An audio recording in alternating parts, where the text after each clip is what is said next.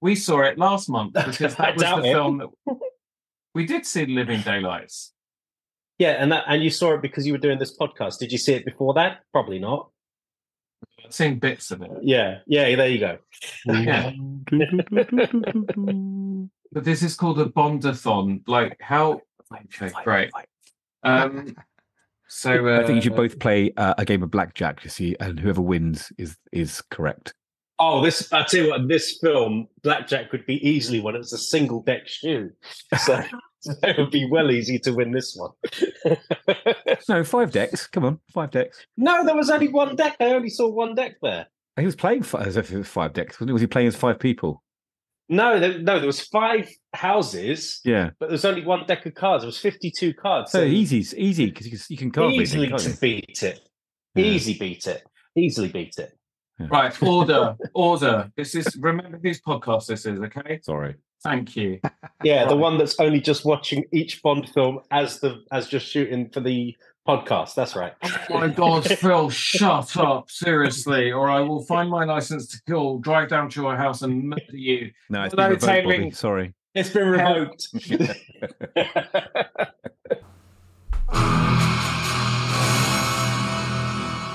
How many times can one man leave you breathless?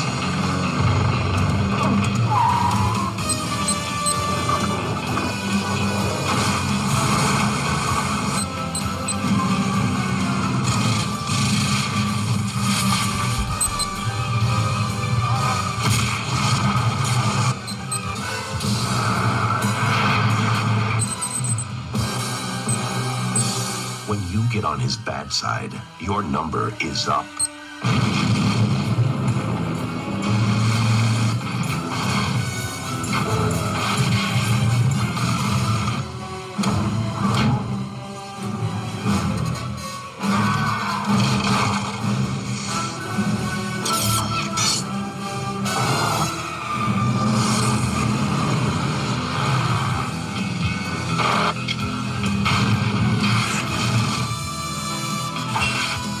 Dalton is James Bond 007.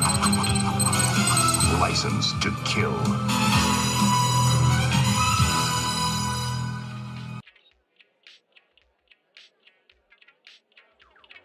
Hello, tailoring talkers. It's time for the Bondathon. For those of you joining us for the first time, my friends and I are watching the entire James Bond movie series from beginning to end, one movie and 1 month at a time, unless your name is Philip Wrong. Some of us have seen them all. Some of us are seeing some of these movies for the very first time, and some of us haven't seen some of them, and I have no idea what he's doing back here. We deep dive into each film, covering everything from our overall review to the plot, clothes, gadgets, cast, behind-the-scenes stories, and our favourite moments. If you haven't already, please help the show by subscribing. We need as much help as we can get. And leave us a rating and a review if your listening app allows. Step into the Tailoring Talk time machine as we head to 1989, following Timothy Dalton's determination to make the 007 movies more realistic and believable. The writers got to work writing a script especially crafted for the way that Dalton wanted to play the part. The result was a more serious film with a more believable plot. Yes, we are reviewing Licence to Kill. First, let's introduce my co-host. Back after a bit of an absence, our card sharp with a license to fill. It's Philip Rodman. Philip, how are you? Bobby, how you doing? You all right? No, not Phil. Yeah, I know you like that one, didn't you?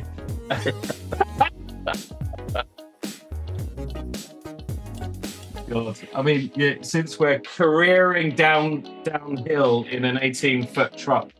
18, whatever they call it, 18-wheeler truck. Let's just keep this going. Phil, very good, thank you. Very happy to have you back.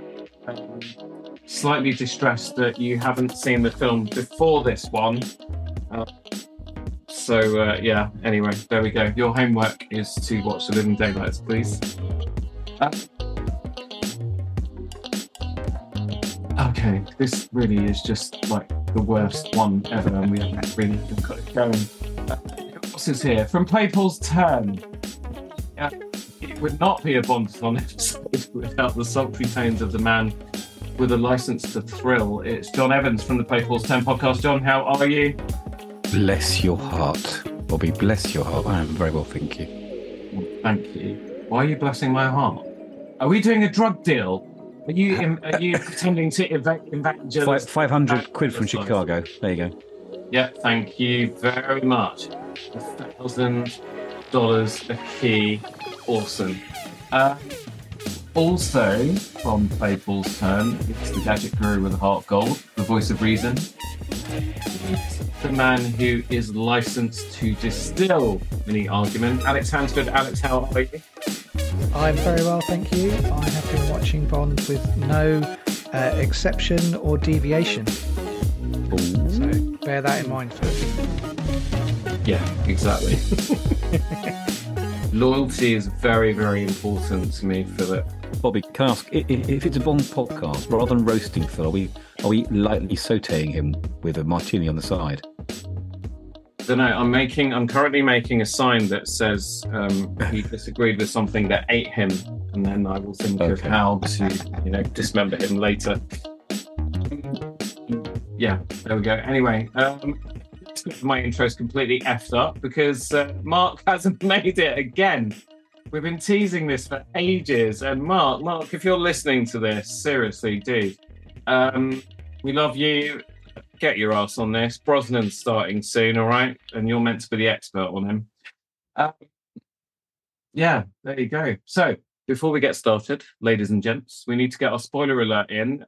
We will be spoiling the living daylights out of this movie. See, I am really into my recycling. So if you haven't seen License to Kill, hit pause, go see the movie and rejoin us after. Boys. Also, because Mark is not here, my icebreaker has gone completely out the window. You will be relieved to know, but we all know each other, so there's no need to break the ice. Was this your first time? Let's go to John, because John was actually on time today, very punctual. And he's actually, it's a tie between you and Alex because you're both really super nice to me, and Phil's been a horrible spite. So I love you, Phil. You know I do. John, was this your first time? No. I meant seeing License to Kill. Oh right. I've seen it before. Listen, Bobby, let's preempt all these questions for the next 20 odd podcasts. I have seen every Bond before. Oh, you have? I have seen every single Bond before. Okay, I'm glad, because that actually saves me 10 seconds every episode now. Okay, good. And how was it for you this time round? No, that's review. No. I don't want to spoil my opinion yet. I think there's going to be some disagreement tonight, so that's what I'm going to say. Yep, exactly. Do you know what? I feel really bad now. Phil, first time seeing License to Kill? It is my first time seeing License to Kill, yes. Yeah. See, it was my first time too. There was a lot going on because Phil and I are probably the closest in age of all of us because there's only a couple months between us. And there was a lot going on in 1989 that, for if you're a 12-year-old kid. Absolutely. I don't think that's a good enough excuse because I was 16 and blimey, when you hit 16, there's plenty you can do. Okay. But we had parents that wouldn't let us go out. So yeah, Asian, you know what I mean? John, yeah, exactly. Alex, do we need to preempt things with you? Have you seen every single Bond film? Yeah, I watched a lot of them, but I hadn't watched this one before. Okay, so it was your first time. Yeah, it was my first time.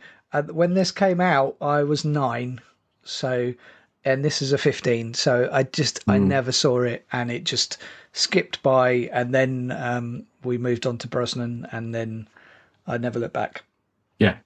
Well, we can talk about what was going on at the time now, because 1989, this was released in the summer of 89, and you had, let's see, and feel free just to interrupt and chip in, Indiana Jones and the Last Crusade. We had Batman 1989, which was probably the most hyped film that year, with all the merchandise and everything, and the Prince soundtrack, all that stuff. Lethal Weapon 2. There's definitely a couple of others that there was See No Evil, Hear No Evil came out in 89 as well. Okay, yeah, I'm thinking blockbusters, not Back to the So, Future sorry. Part 2. Like License to Kill is the only Bond that's a 15.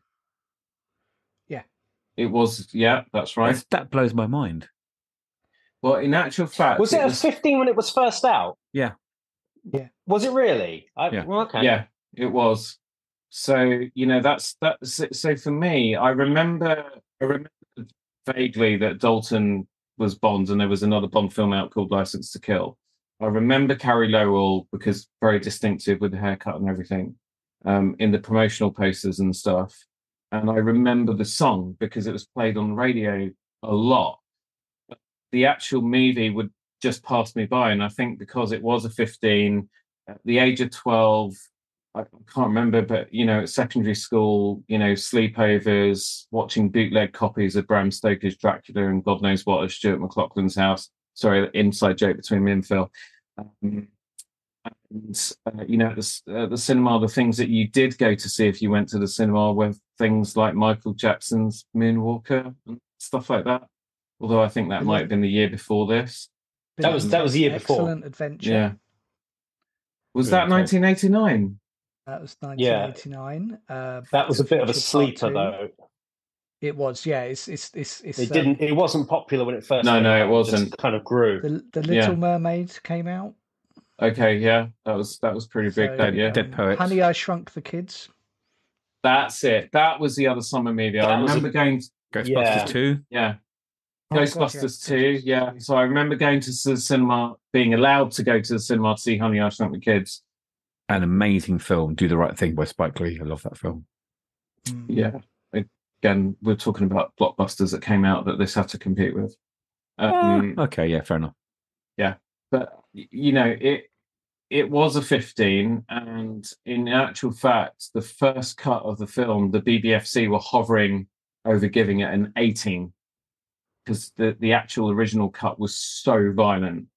And we'll get into all of that because this was quite eye-poppingly, head-blowingly violent as a movie. That was done really badly. So anyway, there we go. Synopsis. So basically, the film opens with, right, now let's take a vote, actually. Do we want to do this starting from beginning of the film to end the film and follow the plot? Or do we want to go, I need a holiday. I'm short-circuiting all over the place. Or do we want to go categories? I mean, we can start trying to do it in order and see what happens. Yeah, because that always works out well. Yeah, that's true. Phil? This is... Yeah, I'm happy with that. That's fine, buddy. Unlike Sanchez's Island, this is a democracy. Alex, you happy with that? Yeah, go for it. Right, cool. So, what happens to mention? It's the catching of Sanchez, isn't it? At the beginning. The first thing is the gun barrel sequence. Well, yes. It's we get our first taste of Michael Kamen, who has stepped in who's taken over musical duties from John Barry. So John Barry had throat surgery at the time, and they didn't want to fly him out to the States because they thought it'd be dangerous. So Michael Kamen came in. Now, Michael Kamen, up to that point, had been famous for scoring movies like Die Hard, Lethal Weapon, and his stank is all over the soundtrack of this film. Because if it wasn't a Bond film, if you took Timothy Dalton out of the equation and put another 80s action hero in there, it would have just been, for me, it would have just looked and sounded like another generic 80s action movie. It really had that Michael Kamen kind of signature. You listen to some of the overtures and sequences in there, and then where he's used the original Monty Norman Bond theme as well and put his own kind of plink onto it. It's basically Michael Kamen doing Michael Kamen, which is not what John Glenn said, because John Glenn said he hired Michael Kamen because he thought he'd be able to, do the most do it justice. John Barry style, exactly. Yeah. Which it just really wasn't. So there we go. So the gun barrel sequence, Dalton's turn to camera for the shot, kind of gave you a hint of what this film was going to be about, because it's probably one of the most sort of deliberate turns and shoots to camera of a gun barrel sequence that I He's can very remember. intense. Very intense, like super intense. So there was that, and then we open out with Bond and Felix Leiter, and it is David Hederson returning.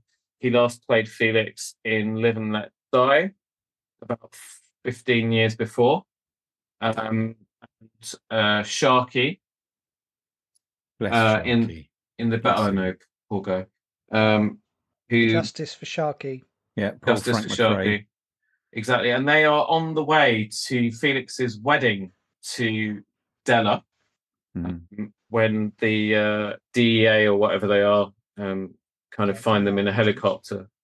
Yeah, they find them in a helicopter to tell Felix that this drug lord that he's been tracking, Franz Sanchez, they've located him and they're about to go on a raid. And so Felix basically decides that that's more important than his upcoming nuptials. And then buggers off to go and do that.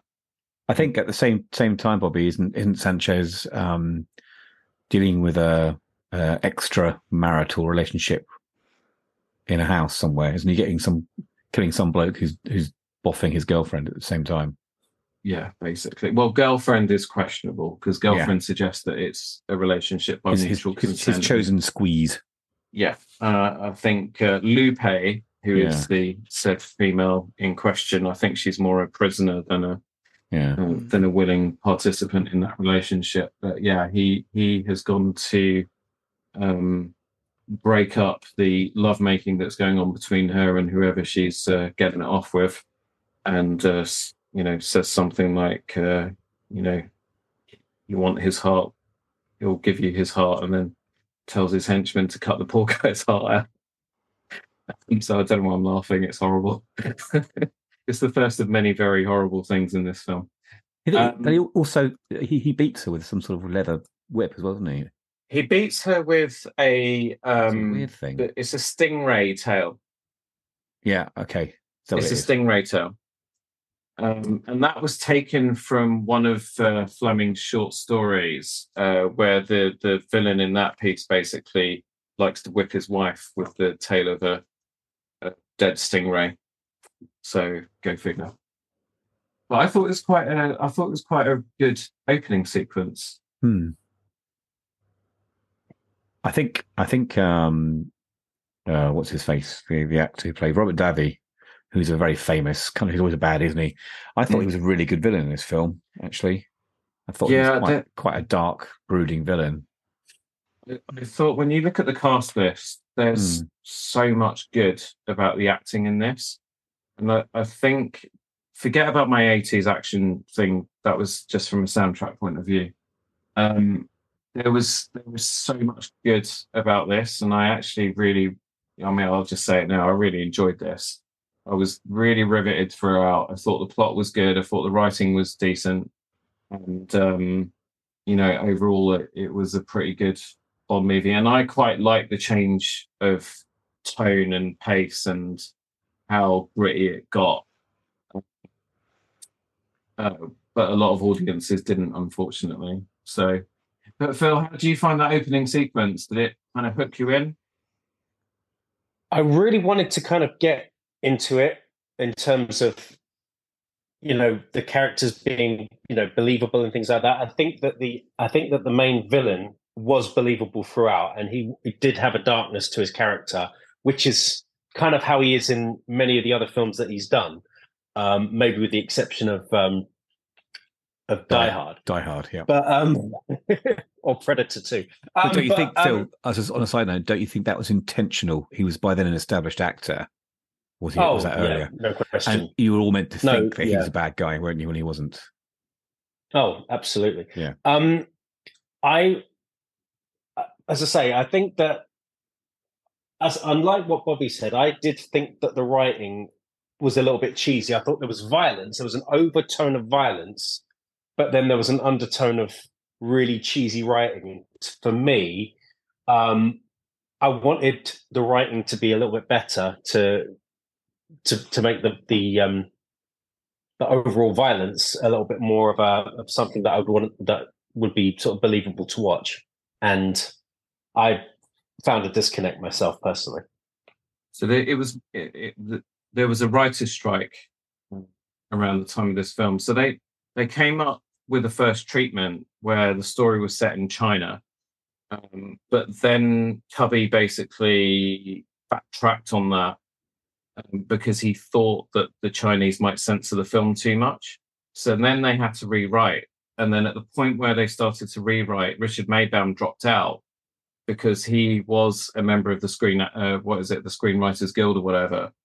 And so Michael G. Wilson had to write the script on his own because he wasn't a member of the Guild.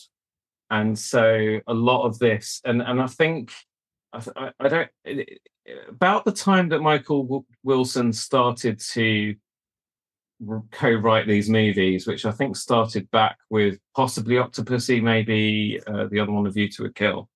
That's when he started to insert cameos of himself in the films. So apparently there's a website where they've listed every Michael G. Wilson cameo in every Bond. But basically this then became his kind of brainchild.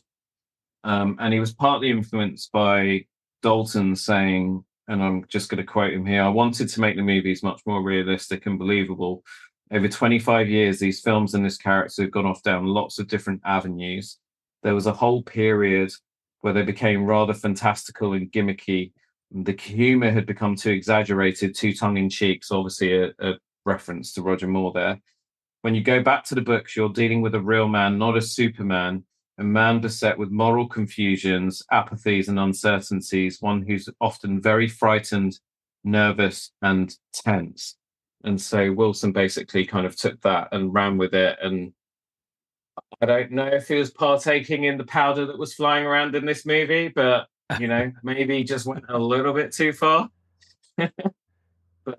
Maybe if that's what he was going for, maybe Timothy Dalton didn't deliver it enough, and maybe the likes of Pierce Brosnan did. Well, they had a reset for GoldenEye, which again we won't talk about now. As long as you watch GoldenEye before we record the next one, Phil, then we can get into it. I've seen GoldenEye, so that's fine. The thing is, from the next one, I'm going to stop asking the question, have you seen it before? And if anyone says, "Oh, hang on a second, I haven't seen this before," then they just get kicked out of the Zoom call straight away. Because we are now sort of timelines are kind of narrowing. Because when you look up some of the actors, obviously the first thing I did is look up the chicks that were in this movie. And they're not a huge, they're not like sort of 80 or 90 or dead or something. They're like Talisa Soso's 55, 56, I think. Recently just beaten breast cancer. So well done. She'll never hear this, but anyway. So yeah. And so we are kind of starting to enter a time period where, Bond is more commonplace for us and we would have seen them. But anyway, yeah, sorry, back to opening sequence, Alex. Yeah, I liked the premise of the fact that it was the wedding and then they had to get back for the wedding. I thought that was quite fun. And then the fact that they did the skydiving sequence on it was really, that just kind of, the thing is, one of the challenges that I have with this film is that I really enjoyed the lighter side of Bond. And this is not that kind of a Bond. So I looked for light moments throughout it, and I'm still recovering from Oppenheimer, and I'm just kind of I wanted stuff. Don't worry, Barbie helped with that. We'll talk about that another time. But I'm just getting over that, and then I was just like, it's really dark, and so any lightness was kind of really appreciated, and so I loved that. It just, there wasn't very much to raise your spirits, but yeah, I just thought, like, yes, go and do some skydiving, do some what I would call Bond action scenes. Do that. I expect that, and technically it was quite good to watch as well. So well, yeah, because they manage, because so basically they go after Sanchez. He escapes in a plane, on the plane, flies off. they then get back in the DEA helicopter. At one point, I said to Carolina, I said, this helicopter pilot doesn't know whether he's coming or going because he's been up, he's been down, he's been up, he's been down. Now he's going back up again. This amazing bulletproof helicopter, yeah. Yeah, exactly.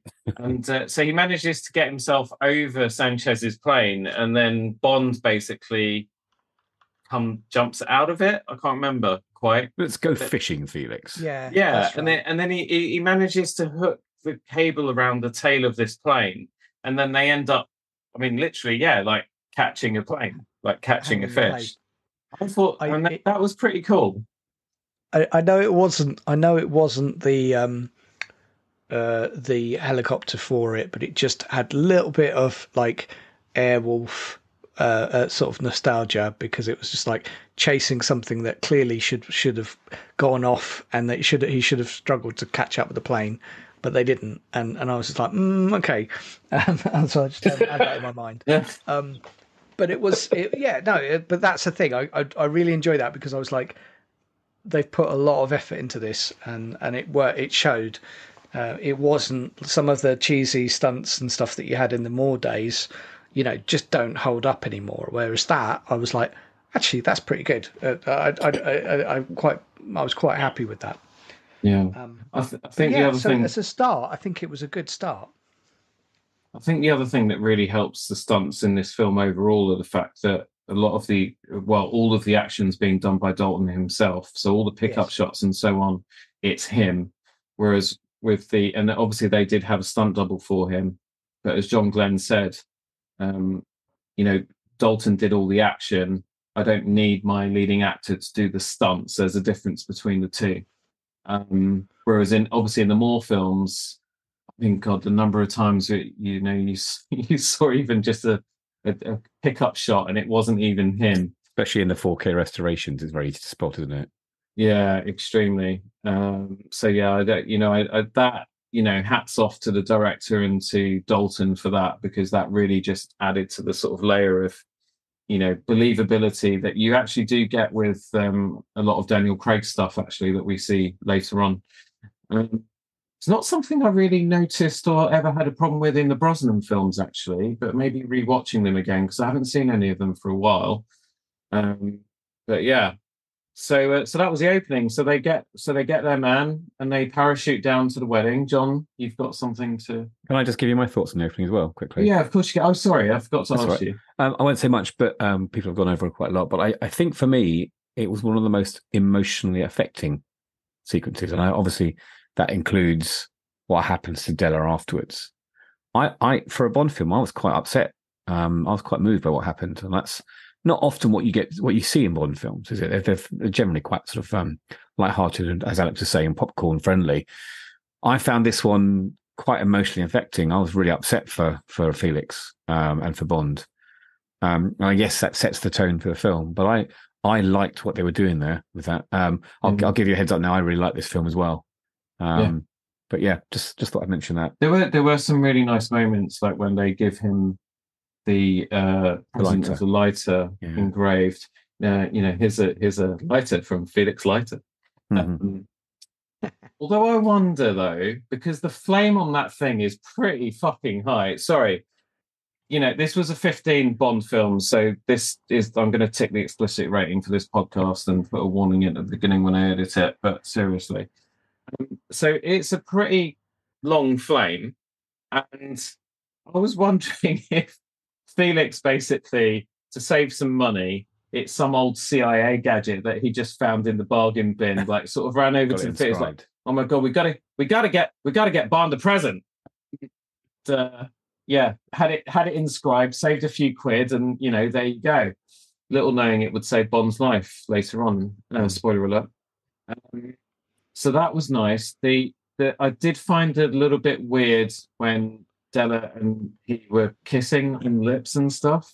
Yeah. So it's kind of like, is that an American thing, or I've never heard of that customary for the best man to... I think it was just showing how close they actually were. I mean, there was the confidence there that there was no sexual politics at all. It was just very, very, very close friends. I'm going to clarify this now because Phil was actually my best man at my wedding. Did you do the same? Did you and Carolina, you can tell me now. It's been, 15, 14 years or something. She owns half the company, so getting divorced is very expensive and laborious. No, we didn't do anything like that. But to be fair, you were absolutely off your face drunk, so you wouldn't have had a clue anyway. Actually, I wasn't because I was running around trying to, deal with I was a problem eliminator at my wedding. Would you have been sober enough to jump out of a plane and jump out of a helicopter and fish a plane, though, Bobby? We had my stag do the night before. Mistake. At about midnight, and I said to Phil, "Right, that's it. I'm getting married tomorrow. I'm going back to the hotel, expecting my best man to come with me." So we get to the cab. I get in. He slams the door in my face and says, "Make sure he gets back all right. See you later." And he buggers off. Well, carries on partying, probably. That's pretty. That was pretty standard, actually. Yeah. So I was stone cold sober the next day. Thank you very much. So that was a bit weird. But then there was a very tender moment when Bond goes to say goodbye, and she gives him the garter. And says, whoever gets the garter is, it's the equivalent of, I guess, of catching the bouquet. And he says, "No, thank you." I'm trying to do a Welsh accent. And that's a very emotional thing. And then Carolina said next to me, she said, "Well, what's his problem?" I said, "Well, Carolina." I said he was married, wasn't he? And his wife got killed. But she missed that bit in on Her Majesty's Secret Service, so she didn't realise. And then, very conveniently, Felix chips in to help me. And he was married once. It was a long time ago.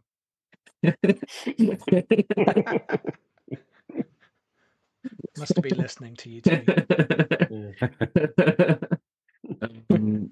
But I thought that was very well played, and it was very emotional.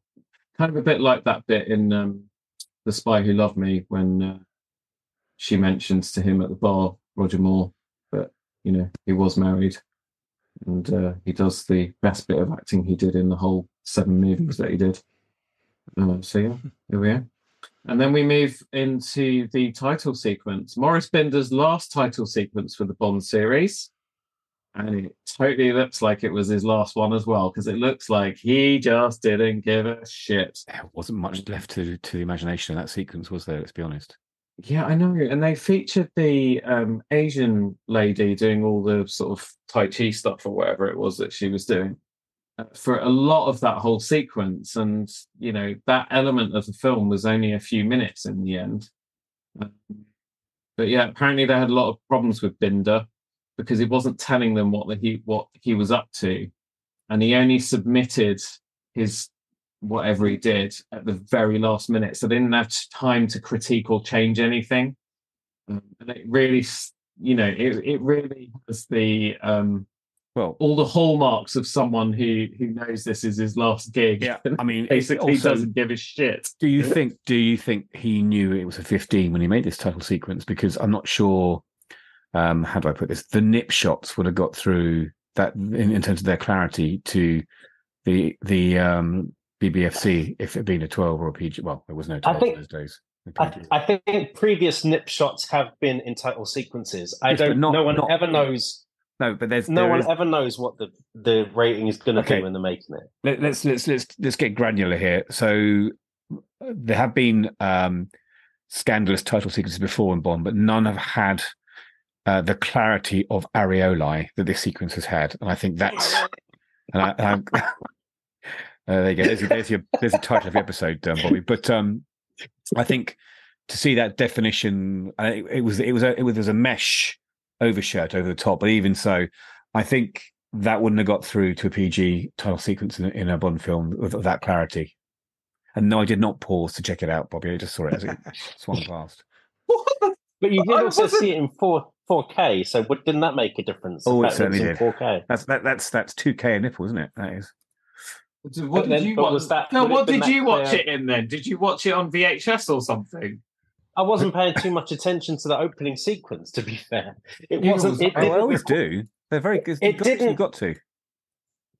It didn't capture my sort of imagination, this particular one, compared with previous ones. Do you know what? I just glanced over it. I don't notice what's really going on in the titles because I'm really focused at reading the credits. And the 007s that rolled across just at the right moments. Yeah.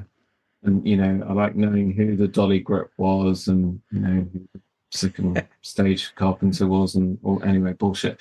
The song's really good, though, I thought. I remember that from my childhood because it was always playing on the radio like all the time because it hit it was top 10 single in the UK. Didn't do that great everywhere else in the world. It sort of made the Billboard 100 but didn't get into the top 10, but it did well over here. And I really like it. It kind of, for me, goes back, License to Kill Gladys Knight, goes back to the grand, bombastic, orchestral theme songs that we used to get with the Connery films and so on. The overtures in it are very much like Goldfinger. If you start that song off and cut her vocals out and then start to sing Shirley Bassey's Goldfinger over the top, the two songs basically almost mash together. Phil's nodding. You know what I mean, don't you? Yeah, I do. I mean, what I would say is Gladys Knight as an artist in the UK is not as well known as Gladys Knight as an artist in America. So in America, everyone knows Gladys Knight and the Pips, and so she had a very definite sound, and this falls outside of that normal Gladys Knight sound. So for us, because we weren't that familiar with it, we took it as, oh, it's the soundtrack, and the soundtracks then did very, very well in the charts. So that period from like when Top Gun did Take My Breath Away right up till sort of that period in the mid-90s, film soundtracks did very, very well in the UK. And it kind of went nosedived after Love Is All Around by Wet, Wet, Wet. So that was probably the reason why it did well over here compared with, America and other countries, I would say. Yeah. Alex, you're so polite, you are. You never butt in or anything. Alex just sits there quietly, just, listening to everybody, contemplating. In fact, if any of us had the potential to be a really bad Bond villain, it would be Alex. I have the cats for it, so that could work. You've got a lot of cats. Yeah, well, you seem to have a lot of cats. I just have two, but they're now relegated up to upstairs. Now we have a dog. So anyway, going off a bit off topic. Yeah, sorry. Yeah, did you enjoy that song? I did, and I think because it was a summer release, I think they got into the habit of basically there was a summer release and then it became things became number ones or did really well, and then you always had that memory over the summer of that. That's why I remember this particular one, because it was on the radio a lot over that period. But yeah, I mean, I think that's the thing. I remember the song more than I remember the film. But yeah, no, it did work. It's just a pity that the title sequences didn't quite hold up. Yeah, didn't do anything for me. Well, I mean, it's fine and it's iconic, but didn't do anything for me. The song. Yeah, it's better than some of the others. So. Yeah, no, definitely. I'm not saying it's a bad song. Yeah, it didn't fill me with a Bond sort of thrill like some of the songs do. No. Yeah, that makes sense. Kind of for me, it was middle of the road. That makes sense. They originally had asked Vic Flick, who played guitar for the original Monty Norman Bond theme, and Eric Clapton to write the theme song. But that was when the film was going by its original title of License Revoked. And basically, Cubby didn't like it, so it was pulled. So narrator Michael Walden actually co-wrote this song for Gladys. And there you go. Yeah, very good. So all that finishes, and Sanchez basically escapes. And there's some really cool moments here. So we've got all the Die Hard references now, because you've got Michael Kamen, who scored Die Hard. Then you've got Robert, what's his face? Davy. What's his name? Davy. Davy, yeah. Who was Agent Johnson. Then the other Agent Johnson was in this as well. Robert Davy was Sanchez. Sanchez, yeah. Yeah. that's right. You're thinking about our friend from Twin Peaks, aren't you? No, in Die Hard, John. In Die Hard, Agent Johnson and Agent Johnson. Oh, sorry. Yes.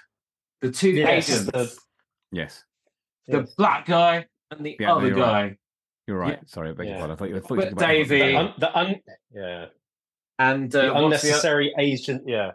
yeah, exactly. They're both in this film. Yeah, See? they are, you're right. Yeah. Yeah, they are. Because I kept thinking to myself, where have I seen him before? When he says in the interrogation thing, he says 2 million to whoever breaks me out of here. A guy called Grand L. Bush, which is an unusual name. Yeah. But yeah, I was like, oh my God, it's Agent Johnson and Agent Johnson from Die Hard. That's so cool. So yeah.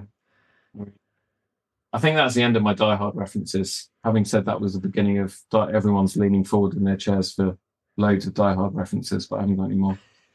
So anyway, he escapes because he offers 2 million.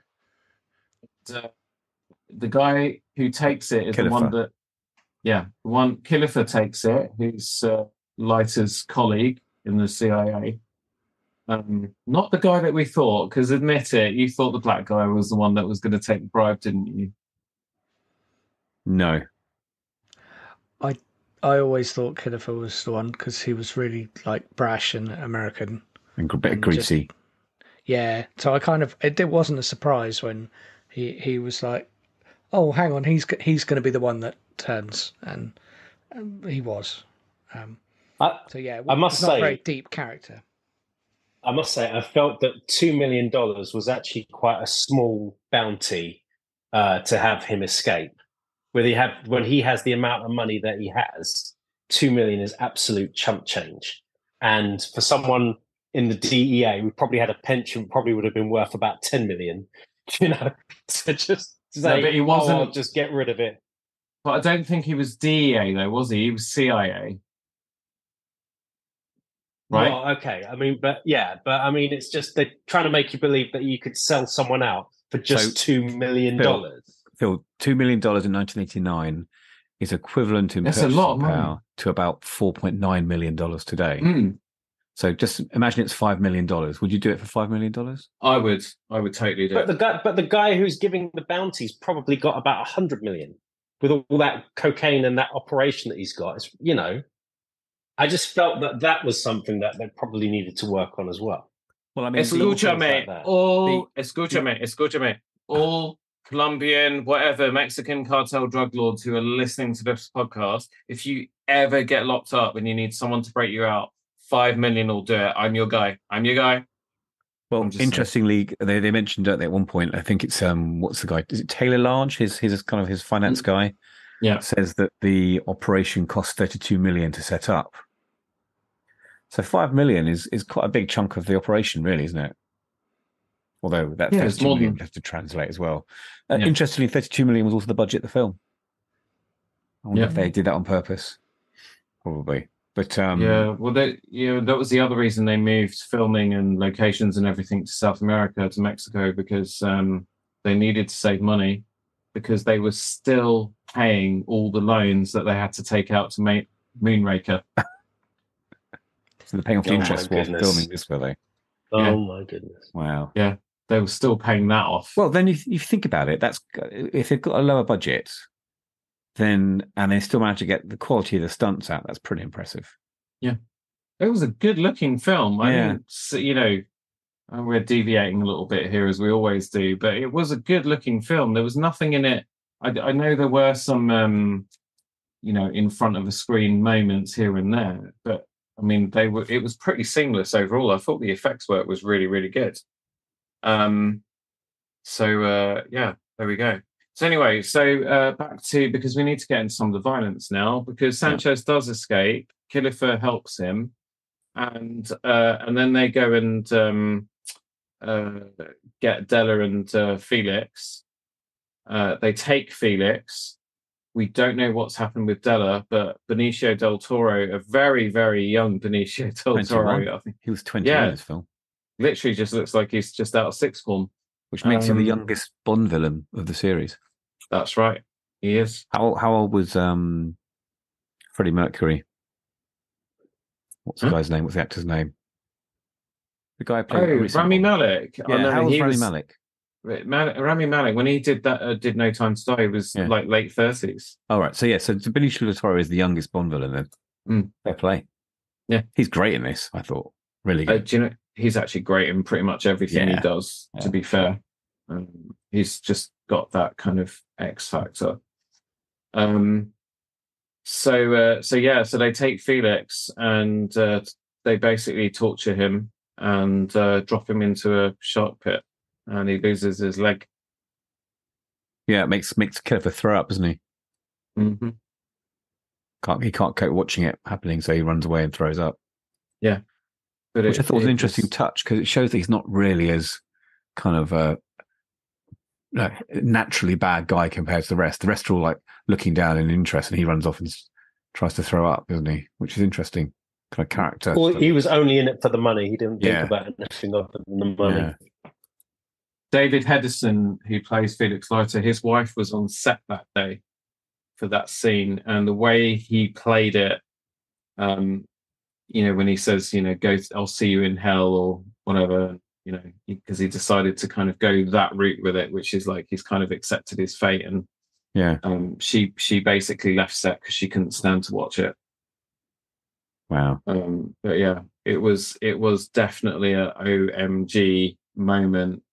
And I'd heard that there was a torture scene early on in the film that is like nothing you've ever seen in these films before it. But even I wasn't quite ready for that. I mean, that was proper 80s violence in this one. We saw so much blood as well through this movie when people got shot, and Bond was bleeding as well, and so on. Don't get me wrong, I loved all of it. It was great. But yeah, it was... It was, I think, after 7 years of Roger Moore, it was quite a shock. Well, I mean, the Roger Moore films, you had you've heard of air kissing. There's a lot of air punching, isn't there, in Roger Moore, where his fists are flat and they sort of spin away before he touched them. And it was nice to see a bit of flesh and a bit of kind of physicality in this film. Yeah. I mean, that was Dalton's Bond, wasn't it? Because Moore's Bond, but Roger Moore himself was not a fan of violence. So, there's that scene in what's the bloody film called? For Your Eyes Only, when he kicks the car off the cliff, and he did not want to do that because he said it wasn't in keeping with his Bond, with his character. Not a vindictive Bond.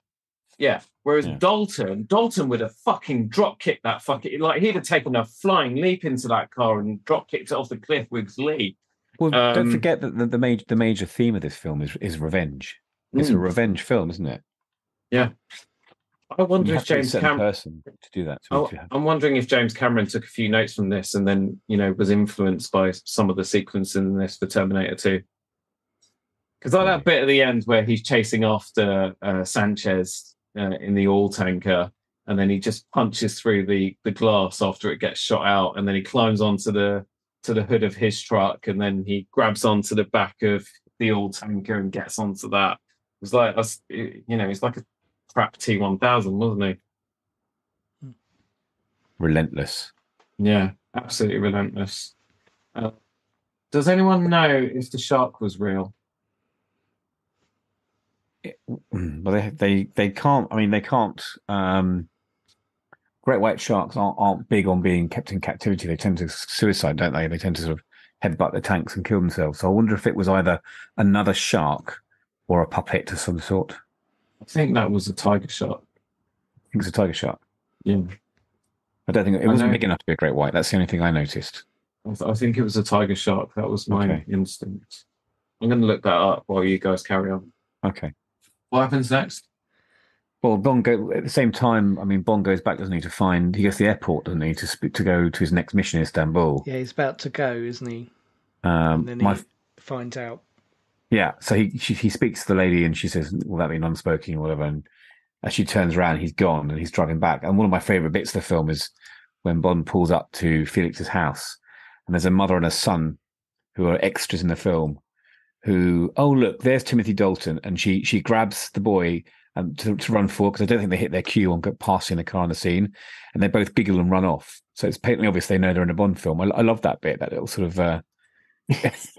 It was funny because it was completely out of character for any of the characters. But yeah, he goes back in, doesn't he? And as you say, Bobby, more blood. He can see blood on the floor and follows the trail into Della's room, and she's lying on the bed with a gunshot wound in her chest. And that's the scene that really got me when he realizes that she's dead. Yeah, it's also when Benicio del Toro tells Felix, I think he tells him, what have you done to my wife, or don't do anything to her, whatever. And he's like, don't worry, we gave her a nice honeymoon. Yeah, that was really creepy because it suggests that. Well, I don't even want to say it. It's horrible. Yeah. A lot darker than you expect for a Bond. Yeah, well, you don't really want to think about that sort of thing, do you? But I guess that's the 15 certificate again, isn't it? It's the implied violence as well. Yeah. So then Bond teams up with Sharky, doesn't he? Well, doesn't he find some information on Felix's computer's being uploaded or taken? He finds Felix's body. He sees. Does he not see the location of the bar or whatever it is? That's where he finds the American lady, CIA girl, isn't he? Yeah. Pam Bouvier. Pam Bouvier, yeah. But before that, they discover the Marine Research Center that's run by what's his face, the Crest guy. He's a complete sleazeball. Is it Gilchrist? Wilcrest? It's Milton Crest. Milton Crest, yeah. Another character taken from that same short story about the guy that Bond is helping. He's looking for some big game fish and likes to whip his wife with a stingray tail. So Bond ends up killing him, as he should. It was a tiger shark, by the way. It was a tiger shark. Cool. Oh, trust me, I know my sharks. Bond basically knocks on the door, and Milton Crest opens the door, and then he says he's from the usual place he's from, United Shipping or whatever, United Agents Shipping or something. Yeah. It's the same. It's the same cover story that's been used since the Sean Connery days, and he says they're interested in procuring whatever the Latin name for a great white shark is. Now, obviously, I mean, that should have given it away. I think that told Bond that this was a phony front, because you obviously can't keep great white sharks in captivity. Yeah. Anyone knows that who's seen that 3D documentary that came out in 1984 called Rules.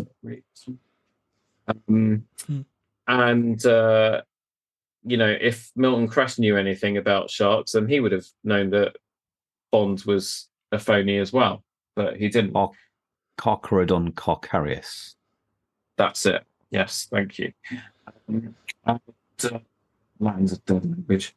And so Bond and Sharky go back that night to infiltrate the Marine Center. And then Dalton gets into all sorts of trouble, doesn't he? Because he finds drugs hidden in maggots, and electric eels. It's all going on. He gets caught. Yeah. Do they bang him on the back of the neck or something? Yeah. Yeah, he gets knocked out, doesn't he? Yeah. Can electric eels actually kill you if you jump into a thing with them? I don't think so. Someone know how electric eels work? It's just kind of a stereotype. Yeah. It's not. There is a shock, but it's not. It's not designed for humans. It's for smaller animals. Can I ask a question? It's all about self-protection, isn't it? Yeah. Here's a question. Now, did anybody else wonder why Sharky was called Sharky when he was so terrified of sharks? No. That sounds like British humour to me. You got to a really big fat bloke and call him skinny. I mean, it just seems like a strange kind of name for someone who when he first sees one in that sort of metal grill under Bond's feet, and there's this lovely scene where he's sitting in his boat and he starts to look around, going, "Oh, hold on, are there sharks all around me?" Just seems a very strange name for a sharkophobe. What's even weirder is when that shark sort of startles him, he's sat there waiting for Bond in a rubber dinghy. Yeah. It's kind of the last sort of type of boat that you want to be in if there's sharks around, really. I'd have got out of that thing like straight away, and taken my chances on the metal grates. Yeah. So yeah, I think it was just deliberate. It was a MacGuffin so that they could put that, so that the evil guy could put that joke in about, you know, killing him. Name. Oh, and his name was Sharky as well. So yeah. So Bond does get caught. So basically, at the research center, Sanchez is basically hiding all his cocaine there, isn't he? And then all the kind of smuggling operation, which is very complex. It's not a simplistic villain. He's got a lot going on. You know, the way that he sells his drugs using the evangelical thing, and the way that you know, the cocaine's hidden at the research center, and then the plane comes in to take the drugs and drop the money off, and all of that. But Bond, basically, in the next sequence where he escapes, he manages to single-handedly not only destroy their drugs, but also just make off with a shed load of their money as well. And we get another action sequence. So there's a bit of underground stuff where underwater stuff, where they find some of the leftover toys that the film crew from 1967 left after finishing Thunderball. And so they have a play around with that stuff. And then Bond manages to get away from the underwater skirmish by harpooning a water plane or whatever it is. And then he proceeds to water ski behind it. That's a good without scene. Water skis, yeah. You can do that, by the way. Oh, yeah. I mean, barefoot water skiing is a thing. You can do that. Yeah. Well, obviously, a guy did it because that was, you know, the stuntman was some world championship barefoot water skier. And then he manages to get onto the plane, dispense with the two guys that are in there. Yeah. And then he has a load of cash all of a sudden to fund his little vendetta mission. But I thought, as an action sort of sequence, I thought it was pretty cool. It was pretty unbelievable, but it was pretty cool.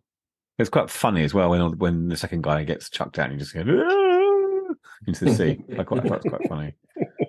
Phil, did none of this get your juices flowing, or were you just totally bored through this entire film?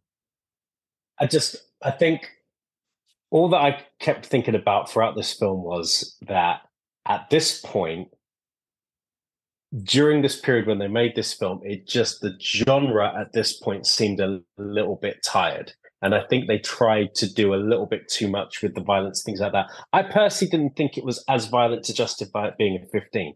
I thought that it was as violent as Robin Hood, Prince of Thieves, and that was a PG. So I just feel like they were trying to I think they tried to create some hype by saying this is going to be a 15.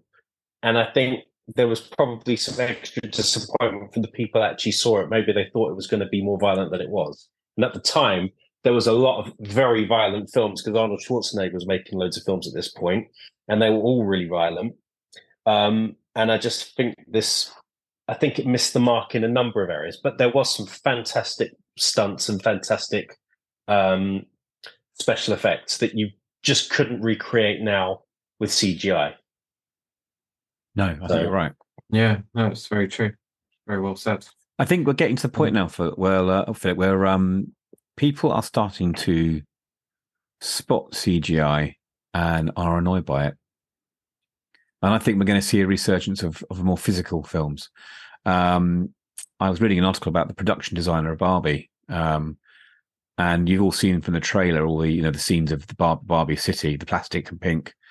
None of that was CGI. It was all done physically on set in a studio in London. And I think it's really good that the filmmakers are starting to say, well, our film audience is intelligent. They're going to spot it when it's fake. Let's do it for real. And so I think that's some of these earlier films, Bond films, will hold up better long term, because they are done physically. I don't know how you feel about this that. is kind of I think this is kind of the last period just while the likes of Jim Henson is still alive, where you got real mechanical special effects. And like after sort of post sort of Jim Henson, there's less and less of that, and it relies more heavily on computers. And this film, you needed to have skilled stuntmen and skilled drivers and skilled pilots and people that were willing to take some bruises and some knocks, because there was a lot of things that could have gone wrong. And someone could have got seriously hurt in this film. Well, I mean, David Hederson did, didn't he? David Lutter, when he jumped out of the helicopter, he hurt his leg so badly he limped for the rest of the film. The rest of the filming of his scenes. It's interesting. I still think it's really, when you look at like that. We'll talk about it when it happens. But there's this particular scene in one of the Pierce Brosnan films that's become universally mocked for its dodgy special effects. You know the one I mean, don't you? Yes. Yeah. And we'll come to that when it because people might have forgotten about it. I can see Phil's actually listeners. Phil's actually physically. He looks like he's about to throw up. He's physically vibrating and in revulsion. Yeah, I'm gonna do an Everett McGill in a second. Hang on. I think the physical effects are very good in this film, and that's probably down to budget limitations, I imagine. I think We Die Another Day. It's got one of the I thought a very strong opening sequence that sets up what could have been a very, very good film if they kind of stuck with it, maybe left Bond imprisoned a bit longer and so on. Yeah. But yeah, all that CGI nonsense. And we'll come to that. We'll come to that. We'll come to that in a few months. So, where were we? See, it never works. It never goes well when we try to do plots. So he was putting his hand in a tray of fake plastic maggots that was being made to vibrate so it looked alive. And then I think after we've got through all of that. He's escaped now, so he's got his plane full of money. Is he going on the boat?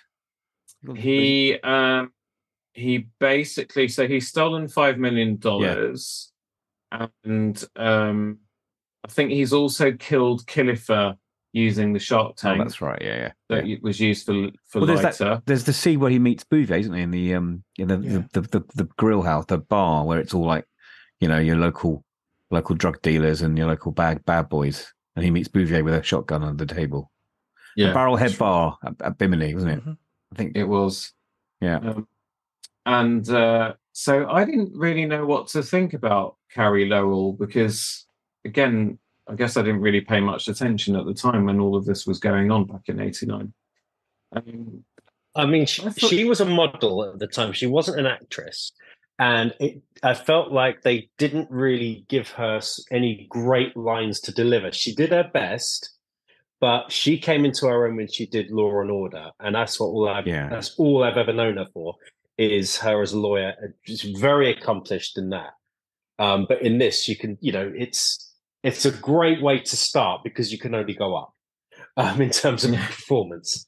But she looked fantastic. But in terms of how she was written, she didn't really kind of question sort of the writing as much, but because she didn't know any better, she did what she did with the lines that she had, and that was all she could do. She looked great. I'm going to come to the writing and how Bond's relationship with her and her relationship with Lupe later on. I'm going to come to that because I had problems with that. But what did you think of her hair in the bar? It was a wig, wasn't it? Yeah, I had problems with it when I first saw her. I thought there was something wrong with her hair. Like I thought she had hair loss or something because her hairline looked really strange. And it's only later on when I looked into it that she had short hair initially and was wearing a wig.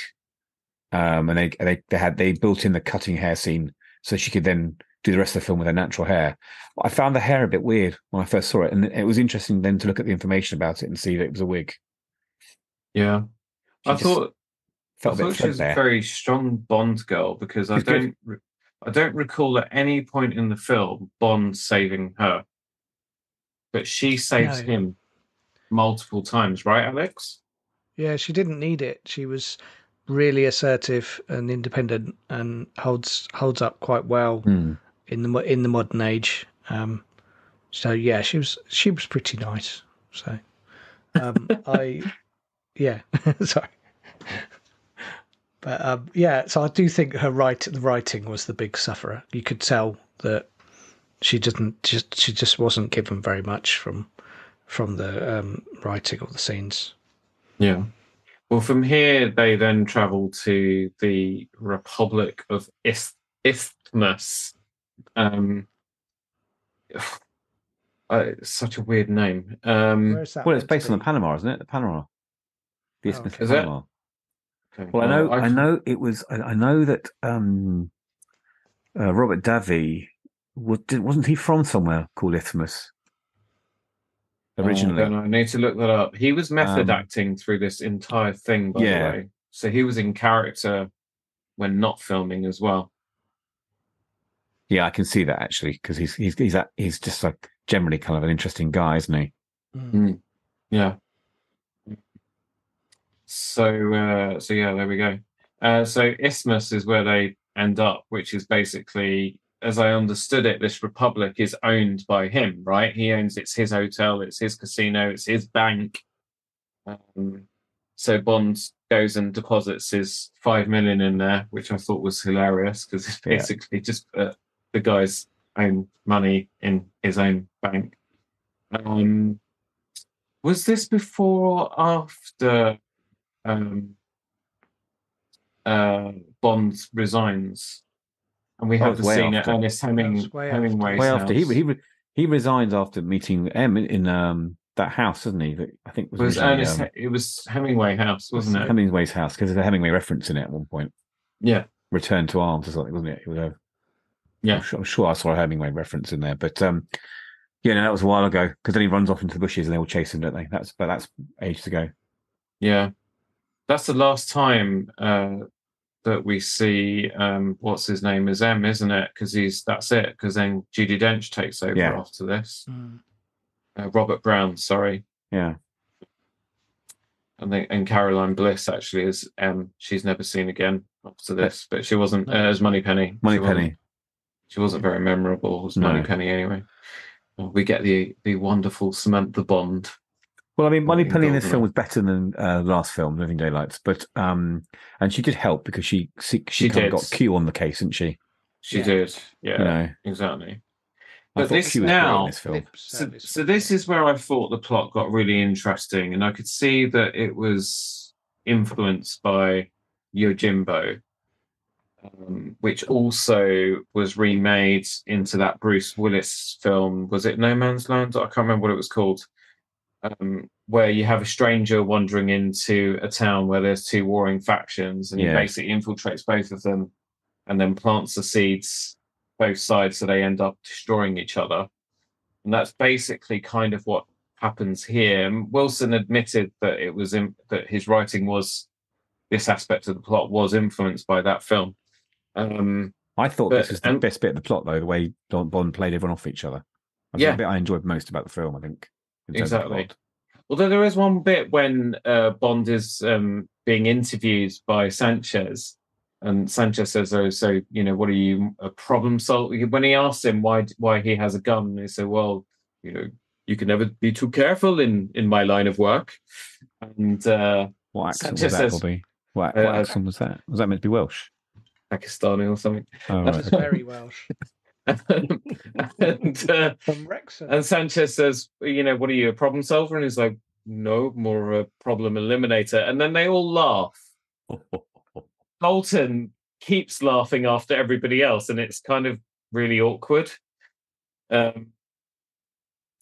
yeah, you're right. I really like the way this was kind of set up, and we've never really seen Bond do this before, because previously in Bond films, it was very clear cut. It was, that's the bad person, and Bond has to stop him. That's it. Yeah. And they're going to be on a collision course. Whereas this was, we'd never seen Bond actually infiltrate an organization, go undercover. We'd never seen Bond be a spy. Yeah, I know. This is much more like a video game, isn't it? This one, really. Yeah. It's 8-bit. That's the next episode, John. You're preempting it. Sorry, yeah, you're right. 16, 17 films in, and finally Bond actually does his job. So yeah, there we go. We haven't talked about Lupe at all, and she has popped up a few times already, played by Talisa Soto. Now, for some reason, I do remember her from my childhood. I also remember her from 1995's Mortal Kombat. Yes, that's right. And there was another Mortal Kombat alumni as well, the Chinese agent. Yeah, I think. Or were they Japanese? Agent Johnson, Grandel Bush, who was also in Street Fighter. They must have gone to all the video fighting. You know, they're fighting video games as a recruiting their cast for this film. Yeah. So yeah. Anyway, Lupe. Yeah. She's a very pretty lady, isn't she? Mm-hmm. This was when I wrote my Diana Riggs #1 question mark comment. Yeah. I think she has Anna de Armas vibes as well, doesn't she, in this? I mean, she's not quite as capable as her, but that kind of sultry Latino look to her, I thought was, well picked for a Bond film. Yeah, I mean, I think where she would lose out to Diana Rigg is I think that when in trouble, Diana Rigg would basically kick the shit out of someone, backflip in a catsuit, knock you basically, out. Yeah. And she just wouldn't, because there was a lot of O. James in this, and I love him. What the hell? Sorry, now I'm going to skip forward a bit. What the hell was that about? I mentioned this earlier on. I had real problems with the sexual politics in this film. I mean, I'm sorry. It just confused me completely. Yeah, totally. Anyway, sorry. Let's Stockholm syndrome, perhaps. Bit of Stockholm syndrome. I don't know. Yeah, maybe. I don't know. It's just weird. So I'm totally lost as to where we're at. So he's been in and ingratiated himself with Sanchez and spoken to a few of his henchmen, and he's looked over at the other side of the building, isn't he, to see that there's a good sniping point. And he's looked at the glass in the windows and it's armor light. And I think he's then meets up with Q. Well, he goes back to the hotel, and he goes back to the hotel. And front desk says to him, "Oh, your uncle's here." And I let him up into your room. What the hell? Like, seriously? And anyway, and I knew straight away, we knew it was Q, right? Yeah. I mean, come on. Because we hadn't seen Desmond Llewellyn, and he was in the credits. Penny mentioned Q, didn't she, as well? Earlier on. Yeah, because she calls him, doesn't she? Yeah. Q Branch. She said Q Branch, please. We need to go over to Alex now, don't we? I mean, Q's brought out his gadget bag. So we need to talk about Alex's gadgets. Q brought a goodie bag with him that was practically full of shit, to be quite honest. Take it away, Alex.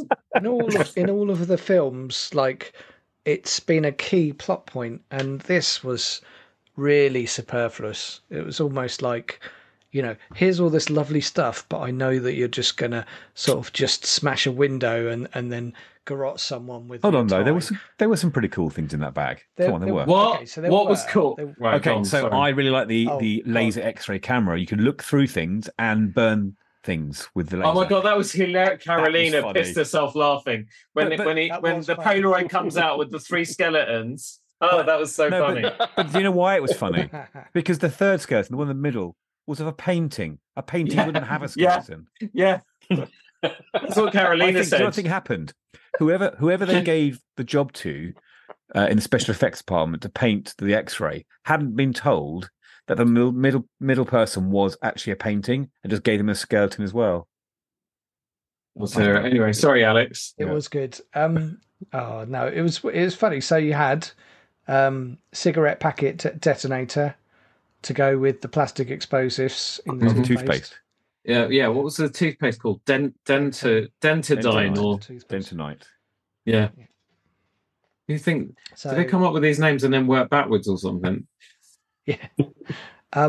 What else did we have? We had the laser camera. You've done that.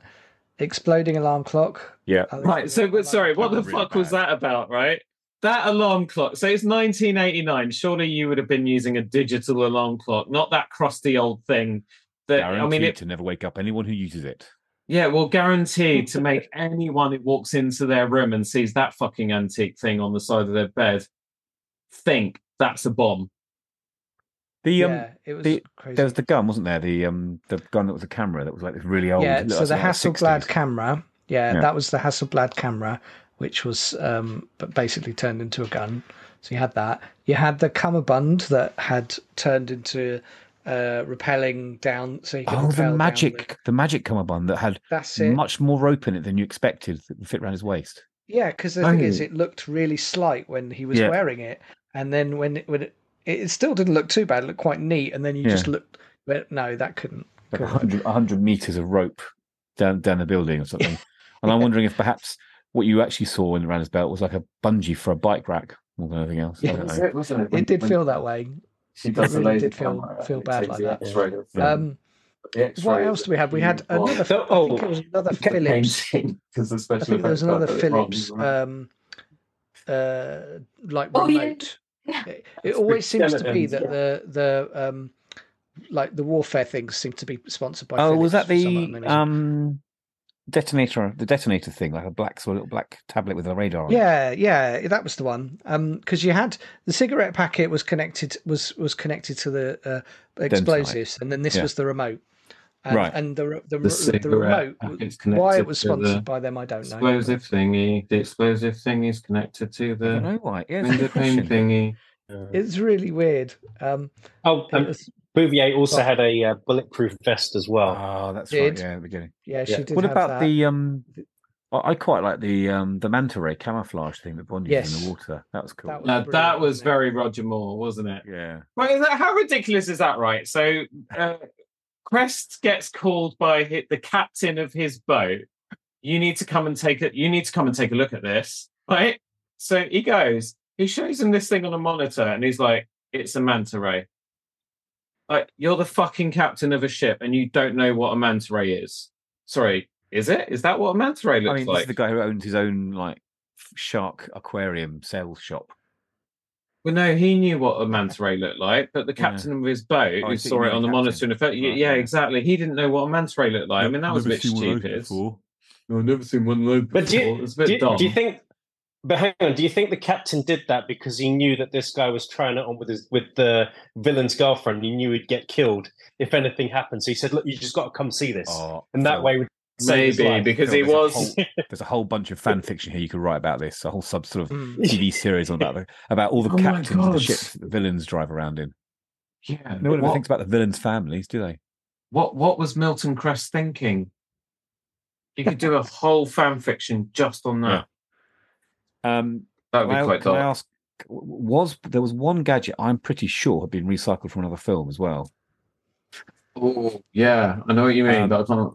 It was at the end when Q was, or near the sort of latter end of the film, Q was dressed as a Mexican street sweeper, and he had a broom with an arrow. I'm pretty sure they used that in Living Daylights. Was it one of the operatives outside the mansion where the milk bombs get thrown? So that was a rake, not a broom. It just felt it had the same sort of vibes, didn't it? Yeah. Really? Yeah. Oh, yeah, definitely. Because the arrow came out the top just the same way, and the centre bit opened up for the actual the mic and the button. I'm pretty sure. Never mind that. Q just throws it into a bush, like he does, doesn't he? Yeah. Like really and he's the one that's always telling Bond to bring the gadgets back undamaged and in one piece because it's all very expensive. And he just goes and chucks this thing into a bush, doing exactly what he was told Bond not to do. Exactly. Yeah. It's crazy. But anyway, so it's Q who's the uncle in the bedroom. And I was very happy to see him, and I was like, "Oh, he's come to help Bond out," without M knowing, presumably, and stopping Bond getting his end away in the room because they had to share the twin room, didn't they? Yeah, that was quite funny, wasn't it? Because it's like Bonkometer update, by the way, Bobby. Bond in just a second, but Bond sort of looks over at Pam, and she's kind of getting the bed ready with the intention of shutting the door on him. Yeah. But in that moment, it's like on Dalton's face, it's like he looks at Q, looks at Beauvoir, threesome. No, Bobby. Yeah. But then it's such a charming moment when he turns around to Q and he's like, "I hope you don't bloody snore, Q." Because that's exactly what, like, I mean, if we had to share a room unexpectedly with each other, then that's exactly what you would say, right? To your mate, I hope you don't snore. And then they bunk up for the night. Right, okay, bonkometer, John, over to you. I should get some sound effects for this. Okay. I'm horror to think of what sort of sound effect you have for John, this, but it's time for the bonkometer with okay, John Evans. Good. Well, only two And there's a reason for this. So What, in the whole film? Only two, and that is Lupe and Pam. But there's a reason for this, apparently. Apparently, at the time, the AIDS vibe around, AIDS is a big thing in the late 80s. And okay, careful here, because history is Phil's department. Yeah. Well, Phil can back me up on this, but because of AIDS at the time, I think the producers were very keen to show Bond being a little bit less promiscuous in this film than normal, which was such a wasted opportunity for a 15 rated film. Of all the films, this was the film they could have had a proper sex scene, and they didn't because of AIDS. I'm not entirely sure what that message is, Alex, that you've just sent into the chat, but you could discuss from that. Team America World Police. Oh, it's from Team America. Okay, I won't shout it out on air, but I'm sure if you've seen it, you know which one it is. But they'll all know. But they didn't put a sex warning about AIDS at the end of the film. But in the credits, did you notice they had the tobacco warning? Yeah. Which is again kind of ironic, but so he has two rather chaste encounters, which we don't really see much of. We get as much as maybe a side boob from Lupe as she opens the door to her room, basically. I only noticed that as part of my job as official bonk counter on this podcast. Otherwise, I wouldn't notice it. I've got a bonus one. Sorry, can you say that again? Oh, a bonus. Yeah, right. I've got a bonus one. Wait. You've got a bonus. And it's time for our bonus bonk. Oh, dear. He feels up one of the statues on the way down when he's rappelling. Yes. The boobs on the boob handles. Yes. Alex, I'm a bit concerned if you think that counts. It's not really a bonk, but I felt like there's so little to talk about around there. Then anyway, that was it. You can do the sting at the end now, Bobby. So, because we're finished now. We're finished with the bonking. Yeah, I haven't got an exit strategy stinger. We'll do it in post. It's fine. Not able to pull out. So anyway, there we go. So he gets a bit of unauthorized assistance from Q, which is lovely. So he gets on the wave crest again, because he's already been on this ship, hasn't he? To disrupt Sanchez's latest drug shipment or money shipment. That's already happened, isn't it? Has that already happened? When does he kill them? That's how he got the 5 million, isn't it?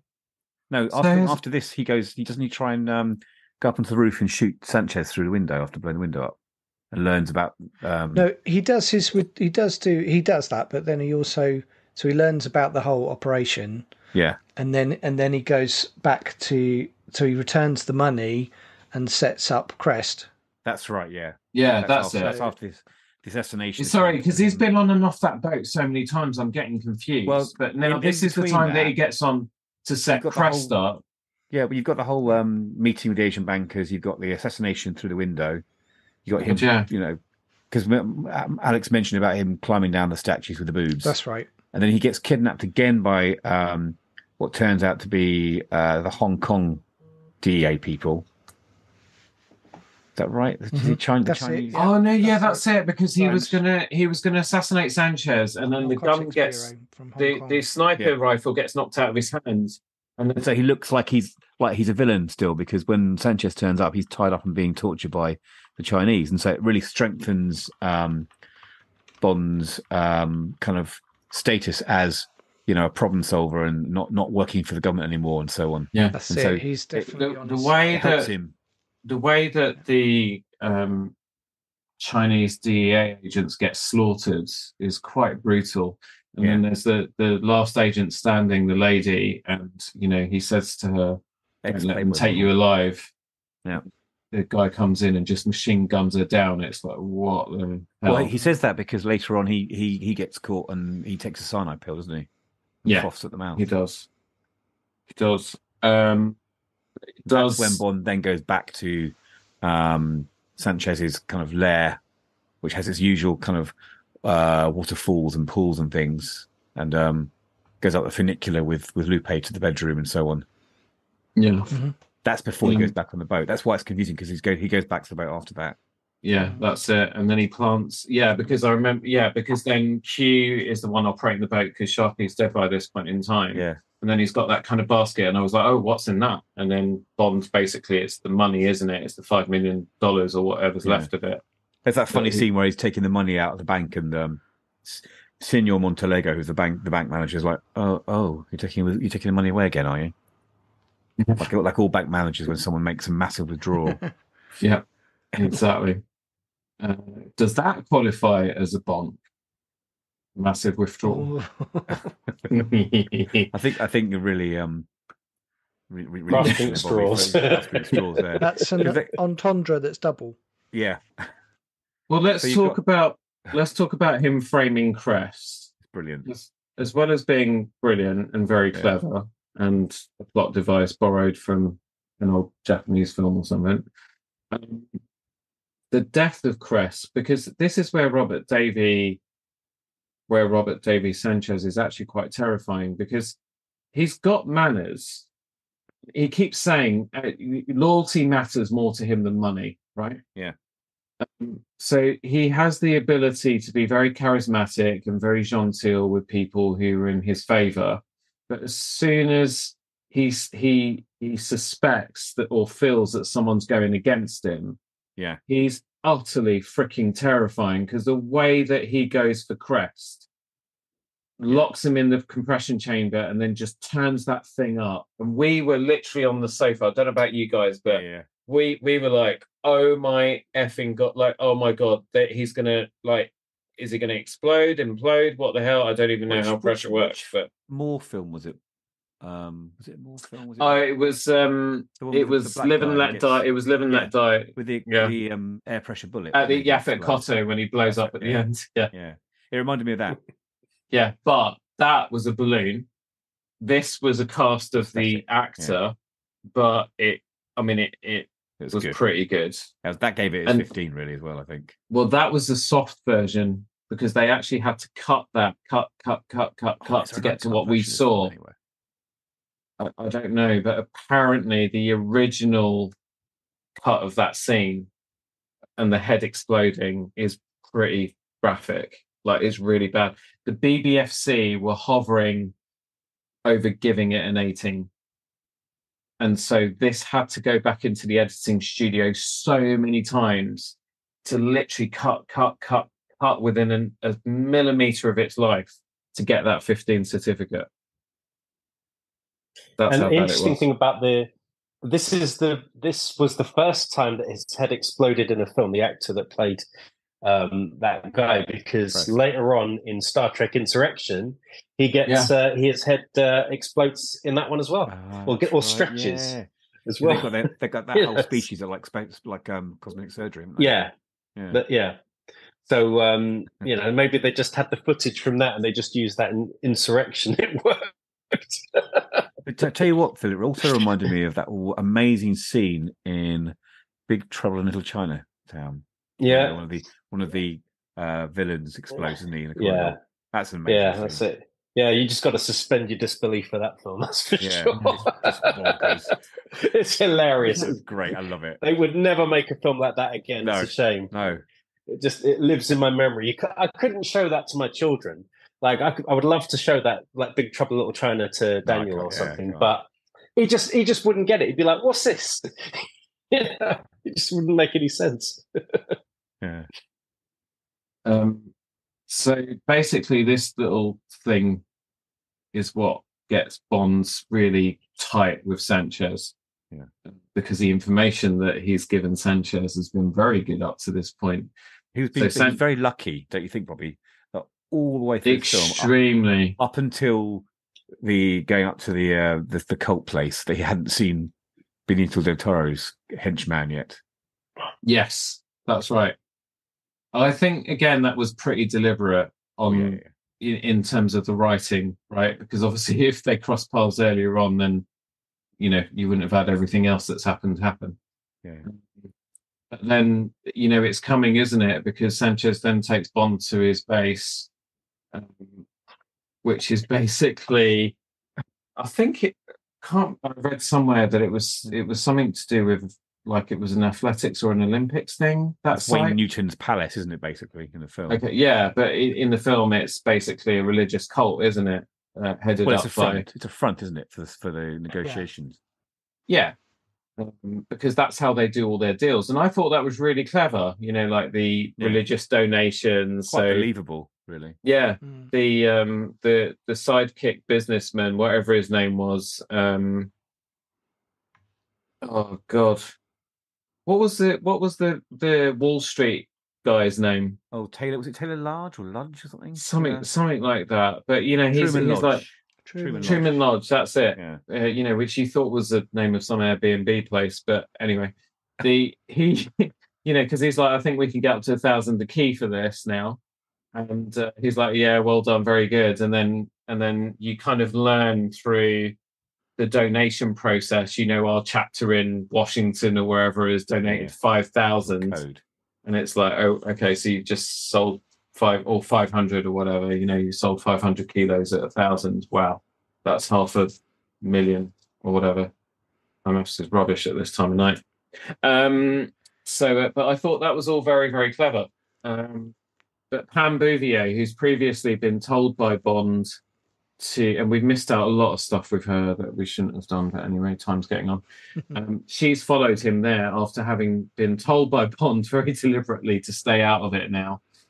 But showing how capable she is, actually. Extremely, yeah. Very. She manages to disable the cult leader in his creepy lair. It's like he takes her into that bedroom and it's like it's soundproof, no one in the outside it's can hear us. It's kind of like Aztec hell, isn't it? In there, it's like yeah. It's like it could be maybe they borrowed one of the Indiana Jones sets for this bit. I don't know, because it's just so sort of weird and ridiculous. He was played by Carson Wayne Newton. Yeah, who's it's a singer, right? Yeah, he's well known. He performed in Las Vegas for years. He's called Professor Joe Butcher, wasn't he, in this film? Yeah, that's right. Yeah. But yeah, so it's really funny. So it's like a classic cameo, really. Apparently, he always wanted to be in a Bond film, so he begged them for a role, and they said, "Yeah, fine, you can do this." Fair play. Yeah, good role. Yeah. So now the plot thickens because now we learn how they're moving the drugs. So basically, Sanchez's scientists have worked out a way to dissolve the crack is another word for cocaine, by the way, people. I just learned that. In petrol. And then they basically disguise it as fuel, and that's how they're transporting it in the tankers to the Asian drug dealers. But if it's in fuel, then it's not going to get picked up by dog sniffers and things, is it? No, that's right. Yeah. I don't know. Really, we've missed one really big plot point out here, and is that when he was having an argument with Pam about telling her to don't get involved and stay out of this, she said, "Well, do you know about the stingers?" It's quite important at this stage, isn't it? Because there's a scene where he's hanging onto a conveyor belt with drugs falling around him into a big chewing maw, like the grinder that grinds the drugs up into the petrol, and you got Del Toro trying to kill him and kick him into it, and Sanchez is got him on the conveyor belt and is about to kill him, and Bond says, "What about the stingers?" And that kind of holds Bond off from being killed straight away. He uses it as a kind of a gambit, doesn't he? Yeah, you see them right at the end, don't you? Yeah. Well, Sanchez discovers another one of his henchmen not being loyal to him, basically. Oh yeah, because he then tears off, and it's the helicopter pilot guy who's basically innocently, doing what he said he was doing, which was making sure those Stinger missiles are safe. No, he wasn't. He'd agreed to sell them off to someone else, didn't he? Did he? Oh yeah, Heller was backstabbing him as well. Oh, okay. No, I don't think he was. I think he was innocently doing, like, he was keeping them safe. No, because there's a scene where he's dashing to get all the missiles onto the helicopter, and then when he realizes Sanchez is there, his whole manner changes. Oh yeah, I was just making sure these were safe. So he made a deal to sell them off to someone else, and that's what he was doing to make some money out of him. Because why would he escape with all the missiles? He'd just leave, wouldn't he? Surely. What do you think, boys? Do you think I'm wrong? There's so much plot. I know. Like, they really didn't need. We didn't need this. I know that they kind of wanted to. I honestly. Pam a bit more, but there's no need. Well, she was needed because Bond would have died like 7 times by now if it wasn't for her. No, but you have her in there, but you didn't. I didn't need another plot point as to why she was involved. That's already covered. It was just so yeah. It was a strange one. But I really think that no, I think he was double crossing him, Bobby. I don't think I read it as that he was basically, it was carrying on that all the little seeds of doubt that Bond was planting, because by now Sanchez is so paranoid that his people are against him that anything that looks slightly odd to him. Yeah, I mean, the way he kills the guy, I mean, with a forklift truck or whatever. That's interesting, though, isn't it? That you see that difference to us. Yeah, I honestly did think that he was genuinely doing what he said he was doing, but Sanchez is just so enraged and so paranoid by this point, and it goes back to, your Jimbo, also the Bruce Willis one that I can't remember the name of, that I've seen like 7 times. I think Christopher Walken's in that one as well. And I actually really liked it. It was a really good film. I thought it was a really good film. Poor Bruce Willis. There we go. But we get another horrible death because Benicio then gets his comeuppance, doesn't he, in the giant grinder. So that happens, and then the base starts blowing up. So now Bond has basically brought the entire operation down and destroyed it, and then Sanchez basically escapes and gets in the last tanker that's remaining and tries to get away with it, and then Bond goes after him, doesn't he? Why are you looking confused, John? Because I think you're right, Bobby. I don't think he was double crossing Sanchez. Yeah, I don't think he was, honestly. I think he was just really innocently. He was like, boss, I'm just putting this away to keep them safe because the whole place is going to shit. No, you're not. You're taking them from me. You're against me as well. I'm going to ram you with a forklift truck. Felix Leiter gave Pam a letter at his wedding. When she's in the office with him. Yeah. Granting Heller immunity if he got the stingers back. He initially went for the deal, but panicked and reneged on the deal after James Bond's failed assassination attempt on Sanchez's life. So I think he had planned to double cross him, but then wasn't going to because Sanchez is still alive. If that makes sense. So what he's now doing, I think, is being loyal, but as you say, kind of it backfired on him. He looked sneaky, and so Sanchez thought, let's just spike him on a forklift. We didn't talk about earlier on when he's with the president of Presidente, or whatever it is. Yeah. He comes back at the end, doesn't he? Yeah, and he is the son of the guy that played Kareem Bey from Russia with Love. That actor. Oh, there you go. Pedro, so we've got the. It's when Sanchez says to him, "You're only a president for life." I thought that was so cool. Yeah, that was good. In his pocket. Yeah, that was nice. So anyway, we're back to the final chase between the T1000 and Arnie. It's a bit like that, isn't it? It is kind of relentless, but I kind of like that because it's like Bond is like just basically red lying. He's a mushroom cloud laying motherfucker in the red zone. The explosions were really good in this. Extremely. And that's because they were not CGI. Now, I'm sure we've talked about this before in a podcast. I follow some YouTubers, VFX artists, and they did a whole half-an-hour video on how bad explosions are in a film and how badly represented fire is in films in terms of the brightness and the colour. But because they're using real pyros in this film, they were really good. They weren't fake at all. So I've got a Wednesday, 19th of October, 1988. We have a copy of an accident report from set during the filming of the truck sequence. Oh, wow. Would you like me to read it? Yeah. It's a telegram. During filming at the 3 kilometre road whilst working for us, A man from the electricity department was struck in the arm by a rocket being used for the side wheelie sequence. He was taken to hospital in Tijuana and after surgery was sent home the next day and instructed to rest for a fortnight. Repercussions to follow! Exclamation mark. Wow. Was that the boost pack to push the vehicle onto its side when it did that kind of... Yeah, I think so. An That accident wheelie report for the stinger. scene where a rocket is fired and misses the tanker, which is doing a side wheelie. Yeah, it flipped on its side like you know. So no, here it is, right. Yeah. So this is the accident report for the scene where a rocket is fired and misses the tanker, which is doing a side wheelie. Amazing stunt, by the way. It was really good. John Glenn, the director, said, because we had exclusive access to this section of road, we free-fired the rocket at the truck. Down the road was an electrician working for us, fixing the telephone lines. He got hit by the rocket and severely injured his elbow. It was just a freak accident. Another John Glenn special. Wow, but he got some nice cash for that then, didn't he? Surely.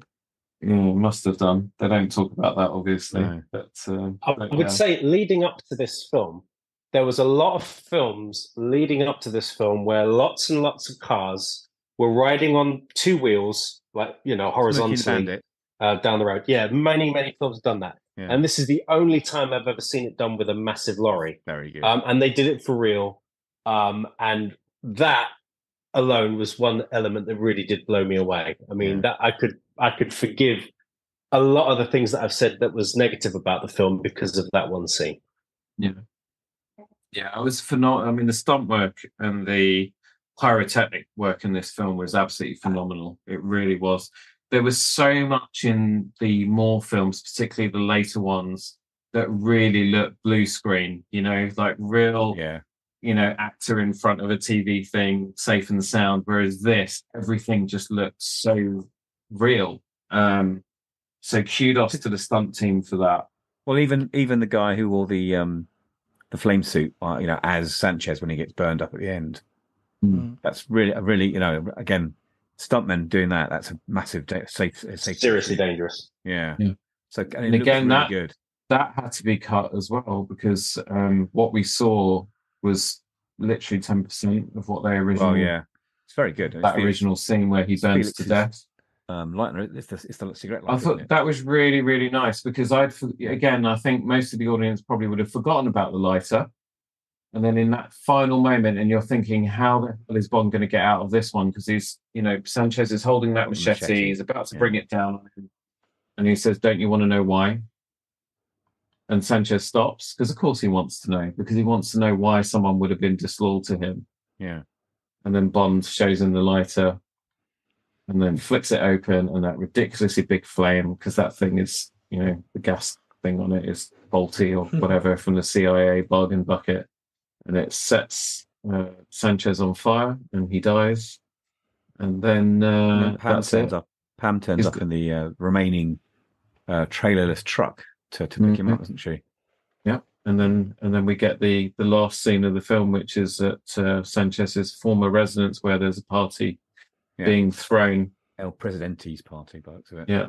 He gets a call from Felix to tell him that he's been reinstated or he's had his job offered back. And then Lupe basically goes to try and seal the deal, and he completely rejects her. Pam, meanwhile, you know, having been this strong bondwoman through the whole thing, is crying tears and getting up. Oh, and then she sort of runs off and to sulk, and Bond, you know, sees it and rejects Lupe, believably, and then goes for her, which I don't understand, right? Because like, you know, if my wife saw me as so much as look at another woman across the thing at a party, don't worry, this is like episode 110. I think she's still on 30. I'm good for a couple of years. But she chopped my freaking balls off. Like, me tugging her into a swimming pool and laughing wouldn't help at all. Like, I'd be freaking dead. But he really just gets away with it scot-free, doesn't he? I have problems with this. I mentioned it earlier on the podcast. Right, John, let's get into this. The floor is yours. Real problems. Well, first of all, I don't think Lupe would settle for El Presidente. And I know she's got a thing for older men by the looks of it, but she's trying to snog him and say, well, let's get together. And then a second later, when he says, no thanks, love, she's arm in arm with El Presidente on the balcony. And Pam knows he's done her as well, but still accepts him, into her loving arms at the end of the film. The whole narrative around the two women, I found it really confusing and troubling. And the only bit of the film that really vexed me was this ending bit here. Mm-hmm. It was, I don't know, what did you think of it, chaps? It just seemed really... It was lazy. Strange. That's all it was. It was lazy. Yeah. They probably put everything into the special effects. I mean, the one thing that I knew about License to Kill when it was actually coming out was the actual scene where the truck goes on its side. That was a trailer for the film. Right. I'd seen that. I didn't have to see the film, when it was out, because that was the best part of the film. And they knew it, and I think they were just getting really lazy with the other narratives and the other characters in the film. Sweeping the story under the carpet right at the end there. It was a bit. Yeah. It reminded me a bit of the end of classic series Star Trek, where they all are on the bridge at the end, all go ho, ho, ho, ho, after a whole planet's died. They all think it's hilarious that something funny happens on the bridge. You know what I mean? It's just like a weird kind of mop up of the story. Q just sort of drinks his drink and laughs and moves on, and it's just there is something about that just not only does it not make sense, but it does definitely feel lazy. Yeah, very unsatisfying. Yeah. Which, considering it was literally the last frames of Dalton that we see, is a bit sad, really, because I have to say, we're going to talk about our marks this film in a second, but I think he was a really good Bond in this film. He was. A very capable I think for Bond. Anyone who's read any of the books, any of the source material, will know how good a Bond he was. Yeah. From that point of view. And I thought he was great. There are some people I've heard who've said that the problem for Dalton is that he was probably 20 years too soon. Yeah. So, this was a Daniel Craig vehicle 20 years too early.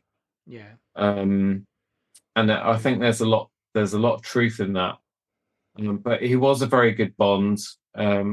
Overall, I always judge films, as you guys know, by,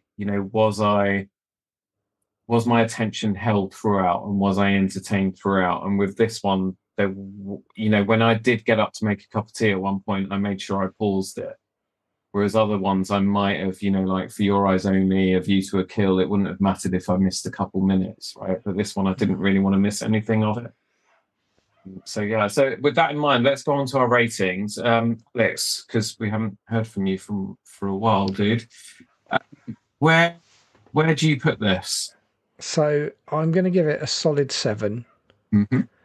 That's not as high as you might think, but it's just it was very competent. I think I preferred the other Dalton.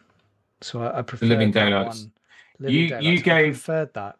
So just to remind anyone who has forgotten or has never listened to this before, listened to us before even, Alex rated The Living Daylights at a 9 out of 10. 9, yeah. And I stand by that, because what I liked about The Living Daylights was it wrapped up a lot of the sort of fantasy and overblown stuff that you got in some of the Moors, with like a very competent performance. This was a totally different film, and it was felt like you said, it's like very much like Craig, but before I'm ready for Craig. I'm not ready yet. And so I think for me this does really well, but it just doesn't compare. I would happily watch Thunderball, for example, again, and even though I've seen it before. Whereas this one, I just don't have the desire to watch it lots. It's good, but I'd rather be watching Living Daylights or one of the more memorable ones, and this just wasn't one of them. So, yeah. Right, Phil. I'm going to give this one a 6, and I'm giving it the benefits of this and the positives of this is fantastic special effects, really excellent stunts, and they certainly didn't put any style in this. Not one time during this podcast have we talked about anyone's clothing. There was just, he didn't even bother wearing ties, except for when he's wearing his dinner jacket. Yeah, but his dinner jacket was awful. I'm happy to talk about that. It was disgusting. It did nothing for him whatsoever. Well, but the point I was making was that there was no elements going into the style whatsoever. It was about I felt that they were trying to sort of make a film during a period when the genre was getting tired, but they knew that they had something with the special effects and the stunts, and they left some of those elements out. But I do think that now that I've seen it for myself, I actually did think that Timothy Dalton was good as Bond in this film. I don't think he had a chance to really develop his character like Roger Moore had the chance to, for example, because those early Roger Moore films, it was a bit touch and go. Whereas, he had a chance to do something and he was going somewhere with it. And we ended up getting to where the character ended up with Daniel Craig. So I'm going to give this a 6. There were some disappointing elements, but there were some things that made up for it. Cool. John? So, this is interesting. Sorry, John, you gave The Living Daylights 5.5. Yeah, I did not like you. So here's what's interesting. For exactly the same reasons that Alex gave, but the complete flip around, I much prefer this to Living Daylights. I really, really enjoyed this film. I'm going to give it an 8.5. So it loses a mark for the dodgy sexual politics, and it loses a half a mark for me because I wasn't that impressed by the theme tune, Gladys Knight.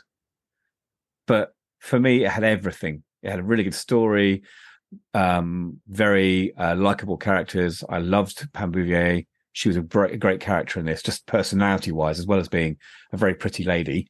I like the fact that it had the most Q in it of all the films. I liked Dalton a lot. I was hooked like you with the plot. It really was. I would watch this film again and again. It's exactly the opposite to what Alex is saying. Isn't that interesting how different we are? I really, really like this. My wife didn't watch it with me this time, but I said I'd watch it again with her because she's not seen the Dalton films, I don't think. So, yeah, no, I really liked it. And I put it up there in my top 5. I really, really like this film. And I think I'd forgotten how good it was for me, if that makes sense. So I don't think I said this at the start. Forgive me if I did and I'm repeating myself, but I've never seen this film before, ever. I've never even seen... I'd maybe seen a few seconds of the torture scene with Felix on television, on ITV4 while channel surfing or something. Maybe a little bit. I think I do remember the clip of when... before they go to the bank to make the deposit and Dalton tells Pam to go and get a change of clothes, if you're going to be my executive secretary. And she says, well, why can't you? And he says, oh, it's a man's world down here in South America, blah, blah, blah. But I'd never, that's the first time I've seen it. So I was thoroughly entertained all the way through. I was riveted by the plot. I'm really into all this kind of cartel stuff and these real world kind of issues with these criminal gangs and so on. I thought it was kind of refreshing that they sort of rooted Bond in the real world, which is what Dalton was going for, obviously. So yeah, and then I was hooked all the way through. My attention deficit thing didn't really kick in. So, and also I've thought about the film a lot in the last 24 hours since I've seen it, which is also a good sign, I think. Bobby, I really enjoyed it. Did it make you, because this is how I felt, did it make you feel a little bit sad that we didn't get a third Dalton movie? Because it makes me feel like he deserved a third movie. Yeah, he was capable. I'm really, I think for Dalton, timing was everything. And he, they courted him for such a long time and circumstances weren't right, or they were more swayed by sticking with Moore because of box office numbers and so on. And then there was another opportunity, and then they got more back because they had to go head to head for Octopussy with Sean Connery, and so on. And I just kind of feel a bit sorry for Dalton. You know, he's one of the finest actors to take the role, and they've all been good in their own ways.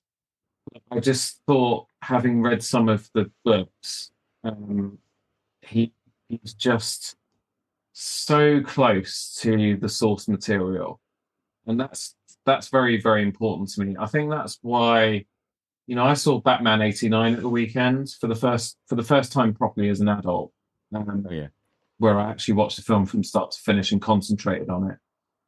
And you know, for me, just, you know, the Dark Knight trilogy, Nolan's Dark Knight trilogy for me is Batman. And '89 Burton, although Keaton is brilliant, overall Burton's Batman is not Batman for me. It really isn't. And that kind of jars with me, which is anyway. We're not here to review DC movies, so I'll stop. That's a good job Mark's not here, then, isn't it? Really? Yeah, I know, because it would have been a big, that would be a big fight we'd need Alex for to get in between. So I give this an 8. Again, I stopped. I was kind of oscillating between 8.5 and 8, so I was very close with you, John. But when I look at From Russia with Love, Moonraker, The Spy Who Loved Me, You Only Live Twice, and those last two I gave an 8.5. I didn't enjoy this as much as I'm not as fond of this as I was of those. So that's where I've put it. And then I also go Goldfinger and Dr. No, I also gave 8s to. But, you know, they're Connery, and I've got to put those above Dalton, unfortunately. But yeah, because you know, Connery, as brutal as he was, still had a bit of that cheek and that charm, and there's pretty much none of that with Timothy. But yeah, it's an 8. It was a good film. It was really, really good. It was a great Bond, I thought. Other people completely disagree with that view. There are a lot of people that say it's not Bond. It's not the Bond that we've come to know and love from the Connery and the Moore films. Cubby agreed with that view. He basically said we need to go back to the Bond that people want. You know, put the fun back into Bond. That's what people come to the cinema for. And so that was the kind of whole sort of rethink for the film that we'll be seeing next, which is, spoiler alert, one of my all-time favourite Bond movies. I've seen this one so many times, and I can't wait to see it again. We didn't get Phil's one. Yeah, we did. Yeah, we did. You gave it a 6. Yeah, I gave it a 6. I missed it. Sorry. So the next film was 6 years later. Goodness me. It was. Yeah. 95. Well, so it was a big gap. 2 years before the PlayStation came out. Yeah. Wow. N64, baby. Yeah, the N64. GoldenEye. The greatest shooters. So we are, as you say, Bobby, moving on to the Brosnan collection. We are. We totally are. I'm really, really excited, as I keep saying. Thanks, guys. That was cool. That was fun. Phil, are you going to go watch The Living Daylights at some point? Or are you just not bothered? No, I think I should see it, actually. And I'll send over a little review separately for that. It'd be really good. Yeah, it'd be really good just to get a little soundbite from you, with your thoughts on it. That'd be really cool. Yeah, I'm actually away this weekend. Actually, I might have some time to watch it actually while I'm away. So yeah, I'll let you know. When you record that, Phil, can you also include why you hate Moonraker so much? Because we missed you for that one as well. Oh, no. I've said all I need to say on Moonraker. I don't know if I want to put you through that again. So, no, it's fine. All three of us actually have rated Moonraker as one of our favourite Bond films of all time. So, well, that's fantastic. I'm happy for you guys. I'm glad you liked it so much. I'm glad you're happy for us. Thank you so much, guys. Really, really appreciate you. And look forward to doing this again very, very soon. Also like to just mention Play Pause Turn. We haven't been recording that much lately, but we've got loads to talk about coming up. So please do. Oppenheimer, Barbie, the Mission Impossible. Who's seen Mission Impossible? Yeah, I have. It's very good. Fallout. Yeah. Oh my. Phil, are you into the Mission Impossible films? I haven't seen this one. Last thing I saw was the latest Indiana Jones film. Oh, yeah. I did see that. Yeah. That was fairly recently. Yeah. I was very emotional after that, and not for the reasons that I thought I would be. But anyway, well, at least the co-star is going to work again, unlike every other co-star of Indiana Jones. Oh, bro. Right, that's it. Let's wrap this up. Thank you so much, guys. Thank you once again for joining us, everybody at home. Remember, for regular show updates, join us on Instagram, Tailoring Talk Podcast. You can support the show at the usual place, link in the show notes. Do check out Play, Pause, Turn, available wherever you like to get your pods. And you can also help massively by reviewing us and giving us a rating if your podcast listening app allows. That's how other people find the show. We will return to review GoldenEye and usher in the Pierce Brosnan era. Until then, take care, look after each other, and we'll see you on the next 007 episode of Tailoring Talk. Bye-bye. Bye. Bye. Bye. God, you lot just wind me up every single time with that.